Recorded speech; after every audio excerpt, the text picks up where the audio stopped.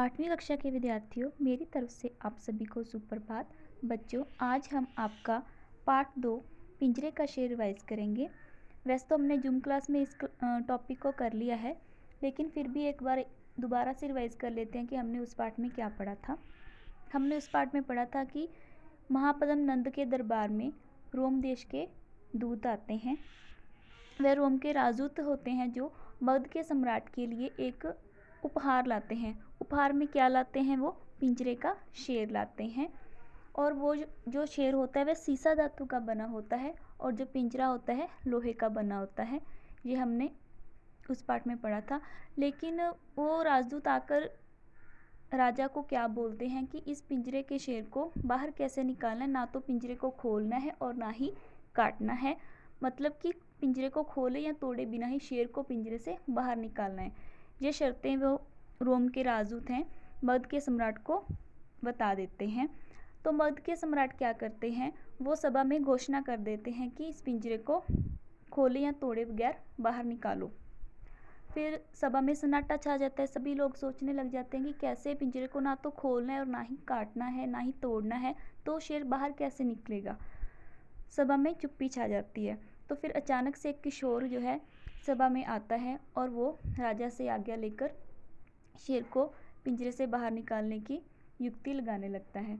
तो वह सबसे पहले क्या करता है? वो सैनिकों को, दरबारियों को कहता है कि इस पिंजरे के शेर को पानी में डुबो दिया जाए। तो पहले वो पिंजरे के शेर को पानी में डुबो देता है। जब वह देखता है कि उसमें मतलब कि कोई प्रभाव नहीं पड़ता उस शेर के ऊपर पानी की बूंदों का, तो फिर वह क्या करता है कि पिंजरे के चारों ओर आग लगवा देता है।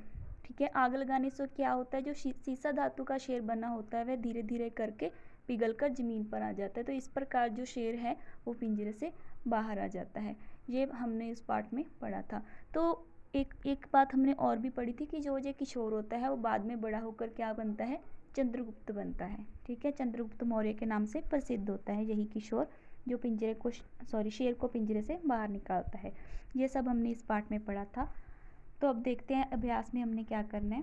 पहला प्रश्न है, नीचे गुरुमुखी और देवनागरी लिपि में दिए गए शब्दों को पढ़ें और हिंदी शब्दों को लिखने का अभ्यास करें।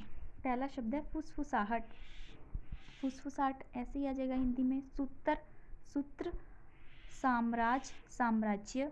नीह, नींव। विचित्र, विचित्र। पुरस्कार, पुरस्कार। आ गया दूसरा प्रश्न, पंजाबी और हिंदी भाषा में शब्द दिए गए हैं, इन्हें ध्यान से पढ़ना और हिंदी शब्दों को लिखना है।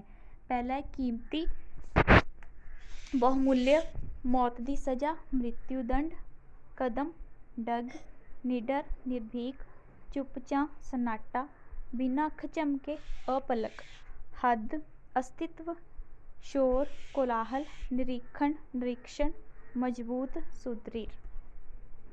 आगे शब्दार्थ। पहला है दूत का अर्थ क्या होता है? हरकारा, एक जगह से दूसरी जगह चिट्ठी पत्र या संदेश आदि पहुंचाने वाला। आ गया निरीक्षण, गौर से देखना, किसी चीज़ का मुआयना करना।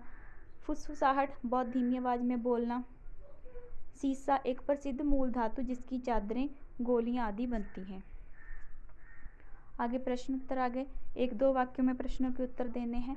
पहला प्रश्न है, महापद्म नंद के दरबार में किस देश के राजदूत आए थे? हमने पाठ में पढ़ा था रोम देश के राजदूत। महापद्म नंद के दरबार में रोम देश के राजदूत आए थे। प्रश्न 2, रोम के राजदूत मगध के सम्राट के लिए क्या लाए थे? पिंजरे में बंद शेर। रोम के राजदूत मगध के सम्राट के लिए पिंजरे में बंद शेर उपहार में लाए थे।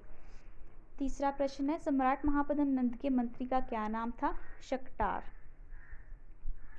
आगे चौथा प्रश्न, पिंजरा किस धातु से बना था? सीसा धातु से बना था।